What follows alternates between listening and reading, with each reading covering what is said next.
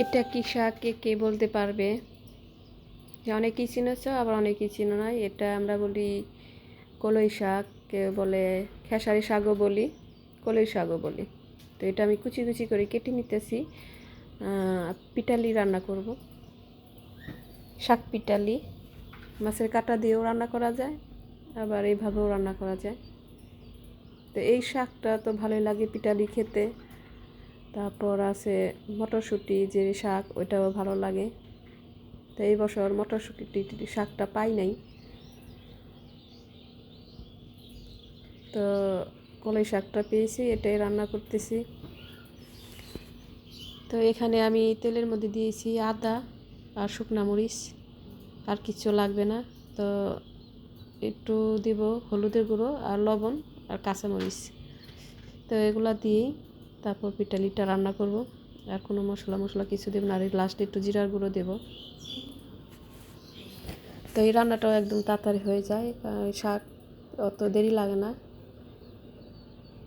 তো আমি একটু শাকটা সিদ্ধ হলে তারপর দিয়ে দেব আতপ চালের গুঁড়া, ওইটা গুলিয়ে দিব পাতলা করে, একবারে মানে একদম পাতলা করে গুলিয়ে তারপরে দেব এখানে। অল্প দিতে হবে, বেশি না, না হলে বেশি আঠালো হয়ে যাবে।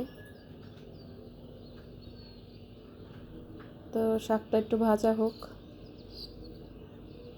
এইভাবে ভাজি খেতেও ভালো লাগে, পেঁয়াজ দিয়ে ভাজলেও ভালো লাগে, শুধু এইভাবে।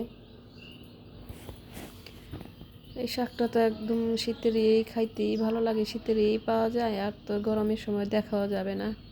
তো এই আমি পাতলা করে গুলিয়ে নিয়েছি, তো ওটা দিয়ে দিতেছি।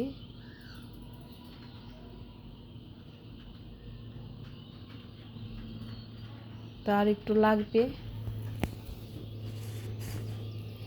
তো এইভাবে রান্না করে খেয়ে দেখো, খুবই ভালো হয়। একদম রান্নাটা সিম্পল থাকলে কি হবে, কিন্তু খেতে কিন্তু সুস্বাদু হয়। আর রান্নাটা একদম সহজ, শুধু আদা আর শুকনো মরিচ দিয়েই এই রান্নাটা করতে হয়।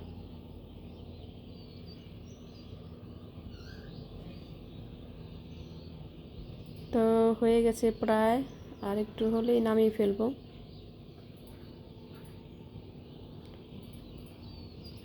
তো বেশিরভাগ মেয়েরাই শাক খেতে পছন্দ করে, তো আমিও শাক খেতে পছন্দ করি। তো খুবই কমই আছে যে শাক পছন্দ করে না মেয়েরা, ছেলেদের চাইতে কিন্তু মেয়েরাই শাক বেশি পছন্দ করে। তো আমারও শাক হলে আর কিছু লাগে না, শাক দিয়ে শুধু মানে মনে হয় খেয়ে ফেলি। তো শাকটা এত, যে শাকই হোক, ভীষণ পছন্দ আমার আর কি শাক।